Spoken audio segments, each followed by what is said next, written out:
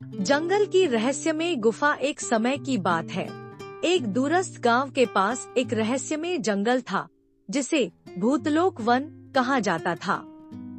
इस जंगल की ख्याति थी कि यहाँ अजीब अजीब घटनाएं होती थी और कोई भी इसके गहरे हिस्सों में जाने की हिम्मत नहीं करता था।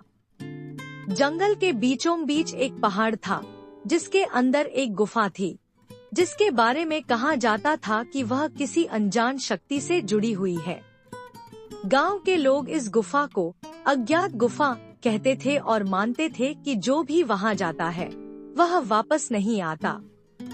गांव में एक युवा विजय रहता था जो साहसी और जिज्ञासु था।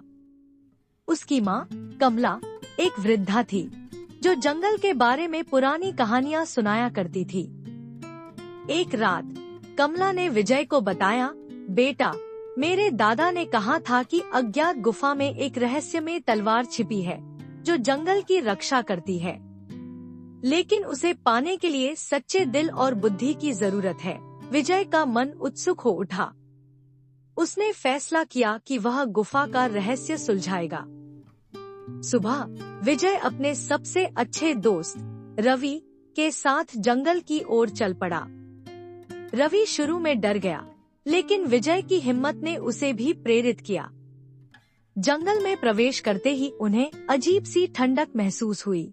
पेड़ों के बीच से एक हल्की हल्की चमक दिखाई दी जो कभी गायब हो जाती, कभी प्रकट होती। रास्ते में उन्होंने एक पुराना कुआं देखा जिसके पास एक पत्थर पर अजीब नक्शे जैसे चिन्ह थे। विजय ने नक्शे को ध्यान से देखा और उसे अपनी जेब में रख लिया। जैसे जैसे वे गहरे बढ़े, हवा में एक रहस्यमयी सनसनी फैल गई। अचानक एक काला साया उनके सामने आया, एक बूढ़ा कौआ जिसकी आंखें लाल चमक रही थी। कौआ बोला, जो आगे बढ़े उसे परीक्षा देनी होगी। 3 पहेलियां हल करो वरना लौट जाओ। विजय और रवि ने हिम्मत जुटाई। पहली पहेली थी, मैं बोलता हूँ लेकिन जीव नहीं हूँ। मैं बहता हूँ लेकिन पानी नहीं हूँ। मैं क्या हूँ? विजय ने सोचा और जवाब दिया, हवा। कौआ ने सिर हिलाया और दूसरी पहेली पूछी, मैं दिन में सोता हूँ, रात को जागता हूँ। मेरी आंखें चमकती हैं, लेकिन मैं इंसान नहीं। रवि ने कहा, उल्लू। कौआ संतुष्ट हुआ। तीसरी पहेली थी, मैं समय को रोक सकता हूँ, लेकिन मुझे छू नहीं सकते। मैं क्या हूँ? दोनों सोच में पड़ गए। विजय ने ध्यान से नक्शे को देखा और कहा, साया, छाया। कौआ चुप हो गया और अचानक हवा में एक रास्ता खुल गया जो गुफा की ओर जाता था।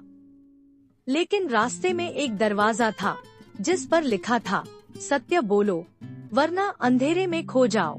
विजय ने सच कहा, हम धन के लिए नहीं, जंगल की रक्षा के लिए आए हैं। दरवाजा खुल गया। गुफा के अंदर एक चमकदार तलवार थी जो हवा में तैर रही थी।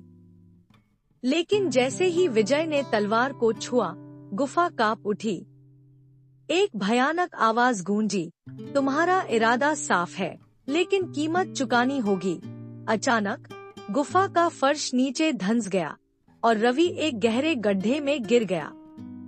विजय ने तलवार से गड्ढे को काटने की कोशिश की, लेकिन तलवार ने जवाब दिया, त्याग करो वरना सब खत्म।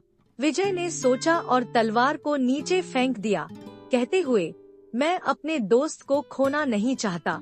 जैसे ही तलवार नीचे गिरी, गुफा शांत हो गई और रवि सुरक्षित बाहर आ गया।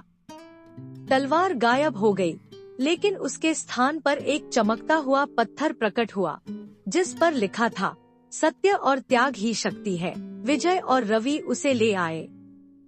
जब वे गांव लौटे तो पत्थर की चमक से जंगल की सारी अंधेरी शक्तियां गायब हो गईं।